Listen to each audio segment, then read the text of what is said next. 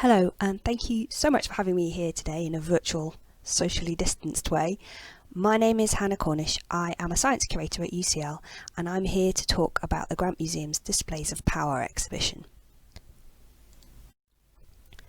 I am one of 4 co-curators of Displays of Power, A Natural History of Empire, which opened at the Grant Museum of Zoology at UCL in September 2019.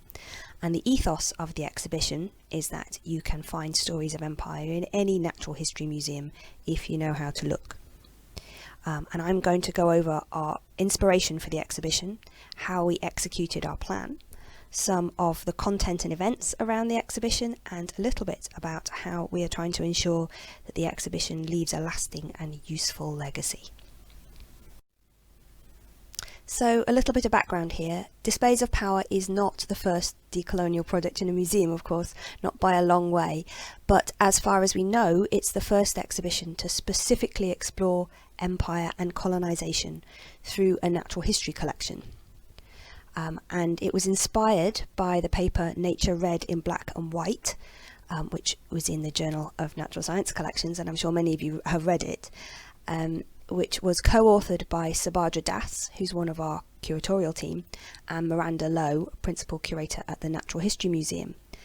And it argues that natural history museums perpetuate racism and alienate non-white audiences by ignoring colonial histories.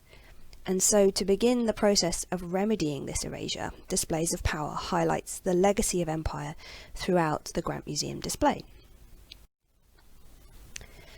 Let's look at the format we chose for the exhibition and our methods in putting it together. If you visited the Grant Museum, you will know that it is a single room with no temporary exhibition space. However, in this case it worked to our advantage. We took the slightly more unusual approach of superimposing our temporary exhibition on top of our permanent exhibition as an intervention, rather than making a separate space or spaces for it in the museum. By reframing and reinterpreting the objects already on display, we turned the lack of temporary exhibition space into an opportunity to show how stories of empire are ubiquitous throughout the collection, and all the stories we told in the exhibition were here in the Grant Museum all along. In terms of resources for the exhibition, we were extremely grateful to the Art Fund Headley Trust, as Subhadra Das was awarded a Headley Fellowship, which freed her up to concentrate on the exhibition and gave us the gift of her time and expertise. And we did all of the interpretation and design in-house due to our small budget, and I'd like to say a little bit more about the design, as it was such an important part of the exhibition. We used the idea of flock wallpaper to subvert the classic Victorian design aesthetic, and we used it to frame all of the exhibition labels. And the pattern is made entirely of animals from the exhibition. And here we can see an impala, an elephant, a bird-winged butterfly, a hummingbird, and some termites, all of which feature in Displays of Power. So that was our aim and how we decided to go about developing the exhibition, and the result was 6 colour-coded themes around the museum, each with introductory panels and a selection of objects, which were all dispersed around the displays and could be viewed in any order. The first theme we chose was Teaching with Animals, where we showed how empire played a role in the development of the Grant Museum as a teaching collection, and how the specimens arrived through colonial networks. Then we looked at something we called Profit and Loss, how natural history collections provide evidence of the impact of empire on the natural world and on colonised people through things like habitat loss, displacement and extinction. We looked at a theme that we called The Animal Shows, about how empires helped to turn animals and plants into commodities, to form the networks to trade them around the world, and how income from these commodities supported the colonial project. We also looked at how it can be challenging to find and tell the hidden stories of the unrecorded contributions of local people to the development of natural history collections like the Grant Museum, because the paper trail follows the people who are making the money. The theme of the animal empire demonstrates how natural history collections reflect the geographic spread of empire, and how, when you look at specimen locality data, you can see the outline of the British Empire on the map. In Ordering the World, we considered how natural history collections were a way of systematising the world to display power over it and to support particular worldviews. And then finally, in Beyond the Empire, we looked at how museums today need to acknowledge their colonial histories and how we can begin to change for the future. And then this is possibly the most important case in the exhibitions, probably the most impactful one. And the challenge with the idea of science and slavery was how to tell this story, one of the most important in the whole exhibition, without a single representative object. And in the end, we deliberately left the case empty because it's an invisible history. No single object can tell this story, but in a way, all of the objects in the museum tell the story. It's the story of the museum, the university, and British history as a whole. And there was a particularly strong and positive response to this part of the exhibition. Displays of Power was created to open up conversations around empire as broadly as possible. The events and activities were just as important as the physical exhibition, and this is some of the things that we got up to.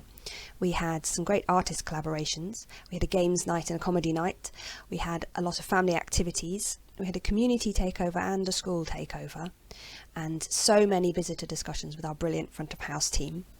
We had a lot of HE teaching, being part of a university, and some student projects around the exhibition. And we collected a lot of feedback from our visitors. And we've also been involved in networking and conferences as well. So I'm going to go over a few examples now.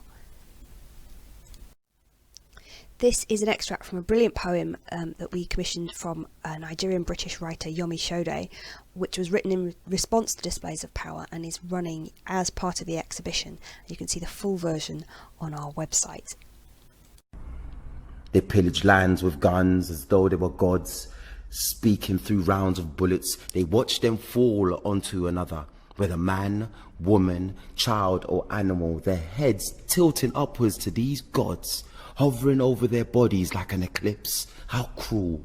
Look around. Look at an empire that spoiled itself rotten to the detriment of others. Scientists were at large back then. One of the events we had was a comedy night in partnership with the Being Human Festival, which was called It's All the Raj in It, and we had loads of great comedians from science backgrounds, some of who are here today, and we had a brilliant compere in Sophie Duker, and it was a fantastic evening. And another one of our events was a game of Snakes and Ladders. So Snakes and Ladders was originally from India, and it was associated with Hindu and Jain philosophy and the concept of karma. It was brought to England by returning colonial families, so we thought it would be a very appropriate way for us to explore privilege. And also snakes. The Grant Museum has very many snakes, so we turned the whole of the Grant Museum into a giant immersive game of Snakes and Ladders, which again was the best fun. And we were really lucky that the Helen Bamba Foundation, who support refugees and asylum seekers, were able to come and do a community takeover of the exhibition. And this is their Photo Nomads photography group, who came and did a range of activities, and one of which was to produce a global cookbook, which is what you can see them doing here. It was really important for us to collect feedback from visitors, which we did on cards, and we did the classic thing of asking them for comments. We also asked people to create their own labels that they would like to add to the exhibition, and we had intended to refresh the exhibition with some of the labels at the beginning of 2020, but unfortunately we had to postpone that. However, we did collect quite a lot of feedback, and the main thrust of the feedback was that the exhibition was refreshing and long overdue. And the main criticisms that we saw were that the exhibition should be permanent and could have gone further, and this is quite a lot of text, but I think the last one here is key for us, that the Grant Museum and other museums could push further in recognising their role in curating racist knowledge. But it's incredible work, and to keep going. Obviously, to reach the very widest audience, it's crucial for us to include content and activities for our younger visitors. So we had some hidden histories events for families, and put together a Displays of Power mystery specimen activity trail. And the trail is finished and tested, but again, we didn't get a chance to roll it out fully. However, it can stand alone without Displays of Power, so it's something that has real longevity, and we are planning to add it to the exhibition website. And importantly, the trail answers the two most pressing questions that children have when they visit the Grant Museum. Firstly, did you kill it? And secondly, where did you get it from?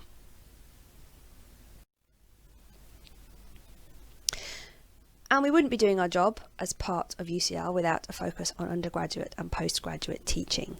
And we've had 8 courses using the exhibition in part of formal teaching so far, from UCL and from other institutions around the world. Here are some of the departments that we've worked with. And you might notice that this list is quite humanities heavy, and this is one of our challenges. We would love for Displays of Power to be part of more science courses. And we do have some bioscience and geoscience practical classes which are taught in the Grant Museum space, so in the exhibition, but the exhibition is not always discussed in depth. However, we did have a brilliant group of student filmmakers who produced a film about the exhibition, which has not only been part of their coursework, but now has also been included in teaching on other postgraduate courses, which was a bit of a triumph. And then, of course, things got a bit difficult for everybody. The Grant Museum was obviously closed during lockdown. However, our department did take the decision to extend Displays of Power until 2021, which is great. So the exhibition is still running. Some of our events went online, such as our school takeover day, and lots of our teaching went online too. Some things that we were planning, as I've mentioned, had to be postponed or delayed, but we have now reopened in a COVID secure way, and the public can get tickets to visit us on Saturdays safely, and our teaching has resumed like this, as Chris and Jim are demonstrating here, standing nice and far apart from each other.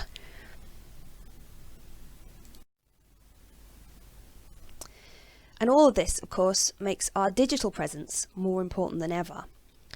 We've begun to collect our feedback digitally with an online version of our feedback card. And we are putting more exhibition content onto our website, including parts of the exhibition text, more images, and possibly our family activities. And we're having a bit of a social media push. However, we are aware that we have a lot to do to put Displays of Power online effectively. We do have some recent exciting news though, as we are committing to keeping a form of Displays of Power as a permanent part of the Grant Museum in response to all of the feedback that we got, which we're all really pleased about. And so on to the traditional massive thank you slide. There were so many contributors to this exhibition, internal and freelance colleagues and external partners too. So I'll just run through them. The curators were Subhadra Das, Science Curator, Tanis Davidson, Curator of the Grant Museum, Luann Mahitia, Head of Science and Zoology Collections, and me. Our exhibition design was by Darren Stevens and Ignacio Echeverra, and they are brilliant, our in-house designers. The community takeover, as I said, was by the Helen Bamba Foundation Photo Nomads Group. And our freelance artists included Yomi Shode, who wrote the poem, Haida Dewachi, who filmed the poem, and Sheldon Goodman and Sasha Coward, who designed our Snakes and Ladders game. We'd like to say huge thanks to the comedians from our comedy night and our partners at the Being Human Festival, and to Sally Collins, who was a UTL colleague who made our family activities, and just to everybody at UCL who's worked on the exhibition, from the collections team, front of house, to the event programmers have all been brilliant, and to Miranda Lowe for helping us out, keeping us on track. And finally, another thank you to the Headley Trust Art Fund UK. Finally, here are our contact details. Here's the website and the General Museum's email address. If you want to tweet about Displays of Power, it's #Displays of Power. And here are the Twitter accounts for UCL Culture, the Grant Museum, and for me. Thank you very much. Thank you so much for that, Hannah. It's really wonderful to hear about a really exciting exhibition. Hopefully people will be able to get to see again in the near future. So we've had a question in from Jasmine about whether that video that you mentioned about Museum Studies from the Museum Studies Studios is available publicly. It is, yes. It wasn't when I recorded the talk, but it has since gone up on the exhibition website, along with the full poem by Yomi Shode. So you can watch both of them there. Wonderful, thank you.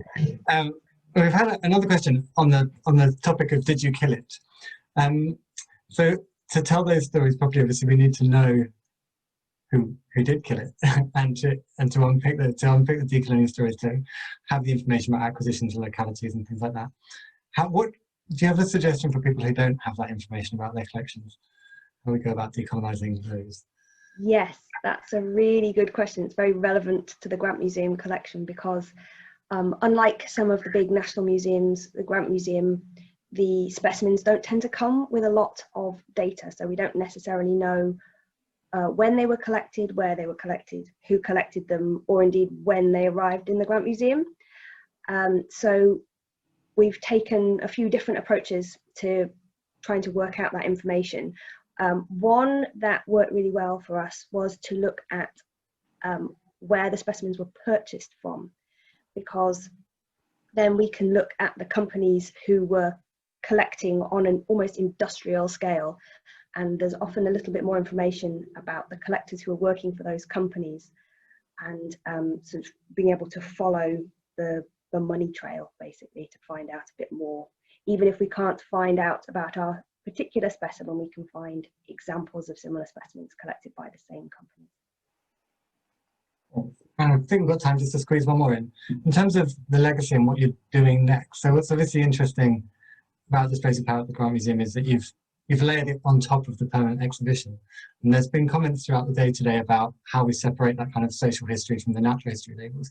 Going forward, is that what you're going to do? Are you going to keep them layered separately on top, or interweave them as part of the kind of normal interpretation? I think we haven't exactly decided what we're going to do yet, because it was quite a new sort of decision from our senior management team that we were going to be allowed to keep a lot of the exhibition in place. But for now, they're going to stay as overlays. And I think if we do have the time and money and resources to redo all of the interpretation in the Grant Museum at some point in the future, then they will get integrated. Wonderful. Well, thank you so much for your film and for your questions, Hannah.